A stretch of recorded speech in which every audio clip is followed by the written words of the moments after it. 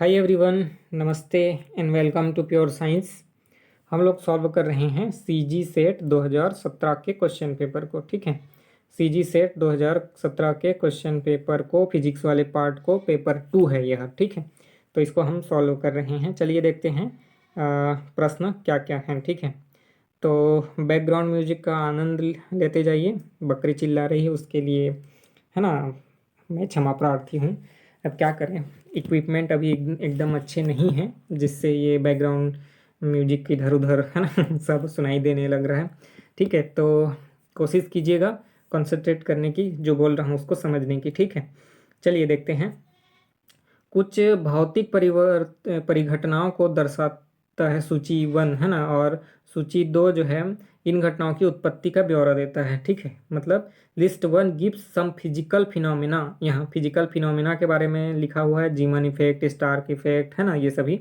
और list 2 gives the process how this phenomena takes place, है ना, मतलब ये जो फिनोमिनन है ये सभी कैसे काम करते हैं इसके बारे में है, तो दोनों को मैच करना है। ठीक है, तो देखते हैं। सबसे शुरू है एनामलस जीमन इफेक्ट। ठीक है, एनामलस जीमन इफेक्ट, एनामलस जीमन इफेक्ट में क्या होता है? जीमन इफेक्ट होता क्या है, जो हमारे पास मैग्नेटिक फील्ड है, मान लेते हैं इधर एन है और इधर एस है, तो इस मैग्नेटिक फील्ड के बीच में हम किसी मॉलिक्यूल को रखते हैं। ठीक है, तो इसके कारण इसमें क्या क्या चेंज आता है। ठीक है, एटॉमिक जो सिस्टम है, एटॉमिक सिस्टम ना, एटॉमिक सिस्टम को हम रखते हैं, तो उसके कारण उसमें उसके स्टेट में, जैसे क्वांटम स्टेट जो होता है ना, सब प्रत्येक एटम का क्वांटम स्टेट होता है। ठीक है, तो उसके उस क्वांटम स्टेट और क्वांटम एनर्जी जो होता है उसमें क्या क्या डिफरेंस आता है, अगर हम उसको यहाँ पर दो, मतलब एक जो मैग्नेटिक फील्ड है उसके बीच में रखते हैं तो। ठीक है, तो यहाँ देखिए बोल रहा है एनामलस जीमन इफेक्ट ना। ठीक है, क्या होता है, जब एरोमेटिक तंत्र पर, है ना, मतलब कि एरोमेटिक एटॉमिक तंत्र पर, मतलब एटॉमिक सिस्टम पर, इंग्लिश ज़्यादा अच्छा लगता है। ठीक है, इसीलिए इसको पढ़ते हैं। When the applied magnetic field to the atom atomic system is weak, मतलब कि जब ये जो मैग्नेटिक फील्ड है जो एटॉमिक सिस्टम पर अप्लाई हो रहा है यहाँ पर, यह वीक है। ठीक है, तो उस कंडीशन में क्या होता है, एनामेलस जीमन इफेक्ट। ठीक है, और एक और होता है, ठीक है, normal Zeeman effect, anomalous Zeeman effect. ठीक है, तो एनामेलस जीमन इफेक्ट होता है जब जो अप्लाइड मैग्नेटिक फील्ड है वह, उसका जो स्ट्रेंथ है थोड़ा कम हो, और अगर मैग्नेटिक फील्ड का स्ट्रेंथ बहुत ज़्यादा होता है तो उसको क्या बोलते हैं, पास्चन बैक इफेक्ट, है ना। अगर जो मैग्नेटिक फील्ड अप्लाई किया हुआ है उसका वैल्यू बहुत हाई हो, उसको बोलते हैं पास्चन बैक इफेक्ट। ठीक है, दूसरा देखते हैं। तो ये तो मतलब डायरेक्ट सीधा जुड़ा हुआ है ए से, ए का जो है आई हुआ number. B Stark effect. Stark effect क्या होता है, जब ये जो फील्ड है यह इलेक्ट्रिक फील्ड हो, मैग्नेटिक फील्ड ना हो करके इलेक्ट्रिक फील्ड हो। ठीक है, तो यहाँ पॉजिटिव है, इधर नेगेटिव है मान लेते हैं, और इधर से ऐसा फील्ड लगा हुआ है एक समान, जो इलेक्ट्रिक फील्ड है, इसके बीच में हम एटॉमिक सिस्टम को रखते हैं, तो उस कंडीशन को क्या बोलते हैं, स्टार्क इफेक्ट। ठीक है, तो ये भी डायरेक्टली जुड़ा हुआ है, ये भी सही है, बी का सेकेंड नंबर। ठीक है, अब देखते हैं अ, तीसरा पास्चन बैक इफेक्ट। अभी मैंने बताया कि जब एटॉमिक सिस्टम जो है, सॉरी, मैग्नेटिक फील्ड जो है बहुत ही हायर हो, ठीक है, और उसके बीच में ऐसा एटॉमिक सिस्टम रखा हो, है ना, ये जो है हाई मैग्नेटिक फील्ड हो, तो उसको बोलते हैं हम पास्चन बैक इफेक्ट, है ना।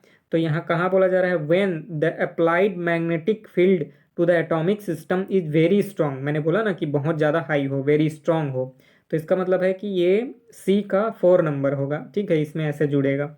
ठीक है, उसके बाद है D number, Franck Condon principle. Franck Condon principle, ये कॉनोलोन लिखा है, ये गलत गलत टाइप हुआ है ना। ठीक है, फ्रैंक कॉन्डन प्रिंसिपल होता है, आप जानते हैं। ठीक है, तो फिर अब बचा क्या, ये तो डायरेक्ट इसी से जुड़ जाएगा। क्या बोल रहा है, when the electronic transition in a molecule take place very rapidly, है ना, comparison to the vibrational motion of atom.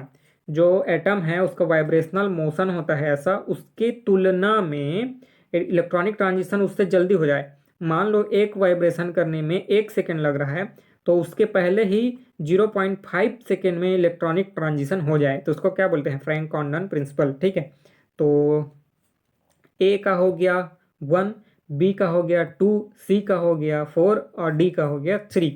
चलिए देखते हैं ऑप्शन कौन सा है। यहाँ ऑप्शन बी, ए का हो गया 1, बी का हो गया 2, सी का हो गया 4 और डी का हो गया 3। तो option B is the right answer. ठीक है, ऑप्शन बी यहाँ पर सही उत्तर है। ठीक है, ठीक, चलिए देखते हैं अगला प्रश्न। नेक्स्ट क्वेश्चन है, स्थिर अणुओं के टिपिकल स्पेक्ट्रा को इसके अंसंगत तरंग संख्या परिसर से सुमेलित कीजिए। क्या क्या बोलता है, कुछ समझ नहीं आता। ठीक है, इंग्लिश में पढ़ते हैं, ज़्यादा बेटर रहेगा। ठीक, बोल रहा है match the typical spectra of stable molecules with the corresponding wave number range. ठीक है, वेव नंबर का रेंज है राइट हैंड साइड में, लेफ्ट हैंड साइड में दिया हुआ है उसका स्पेक्ट्रा का नाम, electronic spectra, rotational spectra, vibrational spectra, इस प्रकार से। ठीक है, तो इसको मैच करना है हमको। चलिए मैच करते हैं फिर। इसके पहले ये बहुत ही इम्पोर्टेंट चीज़ है, इसको देख लीजिए। वेवलेंथ जो होता है स्पेक्ट्रम में, वेवलेंथ है ना, ये किस प्रकार से होता है वेवलेंथ। तो यूवी का वेवलेंथ सबसे कम, उसके बाद विजिबल का वेवलेंथ, उसके बाद इंफ्रारेड का वेवलेंथ बढ़ते जा रहा है ना इधर, उसके बाद माइक्रोवेव का, ठीक है, उसके बाद रेडियो वेव का वेवलेंथ इधर बढ़ते जा रहा है। ठीक है, इस प्रकार। तो वेव नंबर को कैसे दिया जाता है, 1/λ। ठीक है, वेव नंबर न्यू से डिनोट करें हम तो 1/λ से दिया जाता है। तो अगर वेवलेंथ ज़्यादा है तो उसका वेव नंबर कम होगा। ठीक है, ध्यान दीजिएगा। तो यहाँ पर है ना, हमको मैच करना है, इधर स्पेक्ट्रा का रेंज दिया हुआ है कहाँ से कहाँ तक, और वो उसको मैच करना है। तो इलेक्ट्रॉनिक स्पेक्ट्रा है ना, इलेक्ट्रॉनिक स्पेक्ट्रा यहाँ पर देखिए, उसका वेव नंबर है ना इस प्रकार से होता है। इलेक्ट्रॉनिक का कम होता है, फिर वाइब्रेशनल, इसको अच्छे से दिखा दे रहा हूँ। ठीक है, इलेक्ट्रॉनिक विजिबल जो स्पेक्ट्रम होता है, इलेक्ट्रॉनिक ट्रांजिशन से विजिबल स्पेक्ट्रा हमको मिलता है। जैसे एटम में इलेक्ट्रॉन का ट्रांजिशन होता है ना एक स्टेट से दूसरे स्टेट, तो हमको क्या मिलता है, विजिबल स्पेक्ट्रा। ठीक है, एटम का वाइब्रेशन होता है तो हमको मिलता है इंफ्रारेड स्पेक्ट्रा। ठीक है, एटम यानी कि मॉलिक्यूल ना, मॉलिक्यूल जैसे कि HCl है, ये रोटेशनल मोशन करे है ना, इस प्रकार से रोटेट करते हुए, तो हमको मिलता है माइक्रोवेव रेडियस, माइक्रोवेव स्पेक्ट्रा। ठीक है, तो यहाँ पर दिया हुआ है इलेक्ट्रॉनिक, फिर विजिबल, फिर रोटेशनल। तो इलेक्ट्रॉनिक का है, ठीक है, वेव नंबर रोटेशनल का ज़्यादा, वाइब्रेशनल का कम, और वेव है ना लेंथ, वेव लेंथ, ठीक है, इलेक्ट्रॉनिक का सबसे कम। तो इसको यहाँ पर इस वाले फार्मूला में पुट अप करेंगे तो इलेक्ट्रॉनिक ज़्यादा, फिर उसके बाद वाइब्रेशनल, उसके बाद रोटेशनल होगा। ठीक है, तो यहाँ पर है रोटेशनल सबसे कम है। ठीक है, उसके बाद एटॉमिक है ना, ठीक, यानी कि विजिबल, और उससे भी ये है इलेक्ट्रॉनिक। ठीक है, ठीक है, तो ये मैच हो गया। ए का 2 है, ए का 2 है, बी का क्या है, बी का 3 में मैच हो रहा है, बी का 3 में मैच हो रहा है, और सी का 1 में मैच हो रहा है, सी का 1 में मैच हो रहा है। ठीक है, तो ऑप्शन बी यहाँ पर सही उत्तर है। ठीक है, तो इस क्वेश्चन में option B is the right answer. अगला प्रश्न देखते हैं, एटॉमिक स्पेक्ट्रल रेखाओं की संरचना बनती है। जो एटॉमिक स्पेक्ट्रम का जो लाइन होता है ना, स्पेक्ट्रम लाइन, तो इसका सॉरी मैंने ये ऐसे स्पेक्ट्रम लाइन मिलता है इस प्रकार से। तो इनका जो है संरचना किससे बनता है, मतलब ये ऐसे हमको स्पेक्ट्रम मिलता कैसे है। ठीक है, वही पूछ रहा है कि ये बनते कैसे हैं स्पेक्ट्रम, है ना, लाइन जो बनता है यह बनता कैसे है। तो इलेक्ट्रॉन स्पिन ऑर्बिट कपलिंग होता है तब, है ना। तो इलेक्ट्रॉन का स्पिन, क्वांटम स्पिन वाला जो मोशन है, इस प्रकार से जो अपने एक्सिस पर घूमता है इलेक्ट्रॉन, और उसके साथ साथ ऑर्बिटल है ना, मतलब एटम के न्यूक्लियस के चारों ओर, एटम में ऐसे है ना न्यूक्लियस है, उसके चारों ओर एटम के अंदर में जो इलेक्ट्रॉन है घूमते रहता है, उसके कारण क्या होता है, ऑर्बिटल मोशन। तो स्पिन क्वांटम नंबर या फिर स्पिन के कारण जो मैग्नेटिक मोमेंट होता है, और ऑर्बिटल मोशन के कारण जो मैग्नेटिक मोमेंट होता है, दोनों का कपलिंग होता है, उस कंडीशन में ये हमको मिलता है एटॉमिक स्पेक्ट्रम जो लाइन है। ठीक है, और न्यूक्लियस का भी मिलता है हमको, न्यूक्लियस का जब हम स्पेक्ट्रम लेते हैं तो उसमें रीजन क्या होता है, वही न्यूक्लियर जो पार्टिकल हैं जैसे प्रोटॉन है न्यूट्रॉन है, उनका भी वैसे ही मोशन होता है, स्पिन मोशन होता है अपने एक्सिस पर, और उसके साथ साथ इधर है ना न्यूक्लियस के अंदर में उनका ऑर्बिटल मोशन भी होता है, ठीक है। तो उसके कारण वह वाला मिलता है हमको स्पेक्ट्रल लाइन। लेकिन अभी हम बात कर रहे हैं एटॉमिक का, तो ये किसके कारण होता है, इलेक्ट्रॉन के स्पिन और उसके ऑर्बिटल दोनों मोशन के कपलिंग के कारण। तो ऑप्शन ए यहाँ पर सही उत्तर है, ठीक है। ठीक, अगला प्रश्न देखते हैं। Na+ और Cl- आयन दिए हुए हैं, Na+ और Cl- आयन हैं, उनका रेडियस दिया हुआ है 1.0 एंगस्ट्रॉम और Cl- का दिया है 1.8 एंगस्ट्रॉम, ठीक है। तो दोनों का रेडियस कितना दिया है, 1.0 एंगस्ट्रॉम और 1.8 एंगस्ट्रॉम, ठीक है। अब इनके बीच में लगने वाला जो फोर्स है उसको हमको, है ना, अट्रैक्टिव फोर्स जो लगेगा दोनों के बीच में उसको हमको कैलकुलेट करना है, ठीक है। तो एक मॉलिक्यूल के दो एटम दिए हुए हैं, Na+ और Cl- एटम आयन एक्चुअली। तो इनके बीच में जो फोर्स लगेगा उसको हमको कैलकुलेट करना है। देखिए फोर्स क्या होता है, हम जानते हैं कोलम्बियन फोर्स F होता है K, कोई कांस्टेंट है, ठीक है, Q1 Q2 अपॉन R² होता है, सिंपल है ना। जहाँ K का वैल्यू क्या होता है, K = 1/4πε0 इतना होता है, ठीक है। K कितना होता है, 1/4πε0, और इसका वैल्यू कितना होता है, 9 × 10⁹ 9 × 10⁹ 9, ठीक है। इसका यूनिट मेरे को याद नहीं आ रहा है, आपको पता है तो आप कमेंट करके बताइए, ठीक है। K = 1/4πε0 9 × 10⁹ 9। अब Q1 Q2 और R का वैल्यू हमको रखना है, ठीक है।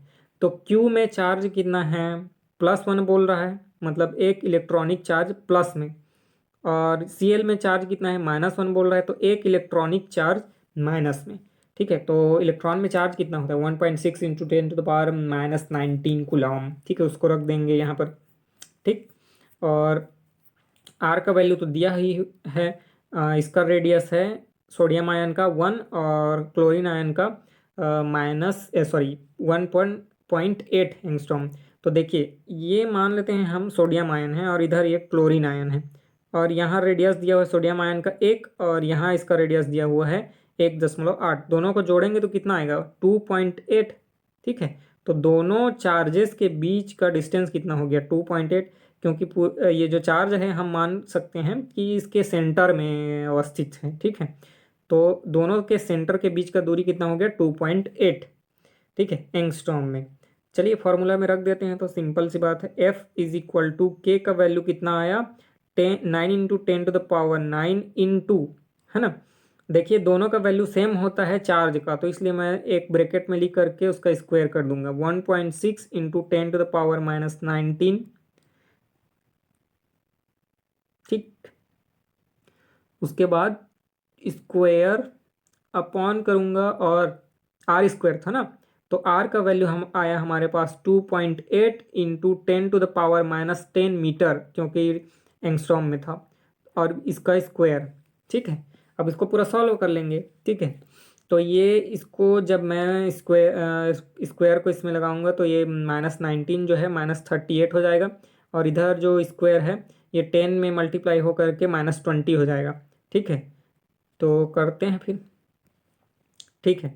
तो F हो जाएगा, देखिए 9 × 10⁻9 इंटू 3.61 ना, वो 1.6 × 1.6 करेंगे, यानी उसका स्क्वायर करेंगे, तो उसके बाद 10⁻−38 हो जाएगा 19 का, है ना।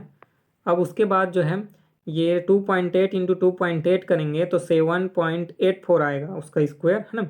और इंटू 10⁻−20, अभी मैंने बताया था -10 था, वो -20 हो जाएगा। अब इसको पूरा सॉल्व कर लेंगे, हमारे पास वैल्यू आएगा 2.9 × 10⁻−9, है ना, न्यूटन, ठीक है। 2.9 × 10⁻−9 न्यूटन में आएगा, ठीक है। तो ये हो गया हमारे पास ऑप्शन बी यहाँ पर सही उत्तर है। तो ठीक है, अब उसके बाद देखेंगे अगला क्वेश्चन। ठीक है, अगला क्वेश्चन है, एक मिनट, अगला क्वेश्चन है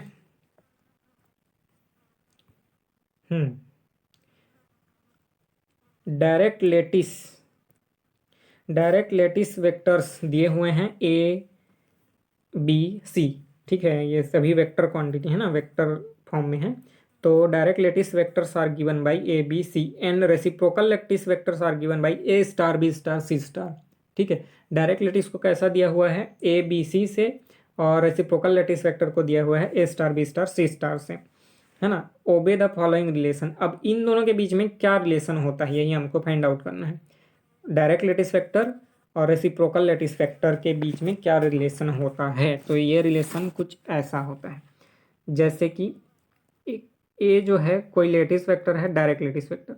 अब इससे हम डॉट प्रोडक्ट करें ए स्टार को, तो इसका वैल्यू आता है 1, या फिर इसको रेडियन में लिखें तो 2 पाई वैल्यू आता है। ठीक है, कितना आता है, दोनों को मल्टीप्लाई करें तो 1 आता है या फिर 2 पाई आता है। अब बाकी ए का और किसी के साथ करो तो 0 आता है, बी स्टार के साथ 0, ए का सी स्टार के साथ 0, है ना, बाकी सब के साथ 0, लेकिन उसी के साथ जो सेम रहे, है ना, ए का ए स्टार के साथ करें तो उसका वैल्यू 1 या फिर 2 पाई। और इसी प्रकार से बी का बी स्टार से करें तो उसका वैल्यू आएगा 2 पाई या फिर 1, और बाकी के साथ यानी बी का ए स्टार के साथ कितना आएगा 0, सी स्टार के साथ कितना आएगा 0। बस यही रिलेशन होता है, और इसी को देखना है हमको किस में है। ठीक है, तो देखिए यहाँ पर ए स्टार ए है तो 2 पाई, बी स्टार बी है तो 2 पाई, सी स्टार सी है तो 2 पाई। ठीक है, बाकी सब जगह पर 0 पाएंगे आप। A star B is equal to 0, A star C is equal to 0, B star C is equal to 0, B star A is equal to 0, C star A is equal to 0 और C star B is equal to 0। मतलब कि ये relation होता है, ए star ए का value 1 आता है, B star B का वैल्यू 1, सी स्टार सी का वैल्यू 1 या फिर 2 पाई ना। तो ये वाला मैट्रिक्स फॉर्म में ऐसे आता है। ठीक है, तो ऑप्शन ए ही यहाँ पर सही उत्तर है, और देखने का जरूरत नहीं है ना, option A is the right answer. ठीक है, फिर इस वीडियो में इतना ही रखते हैं, बाकी के प्रश्नों को हम हल करेंगे अगले वीडियो में। कोई भी डाउट हो आप पूछ सकते हैं। चलिए, थैंक यू, नमस्ते।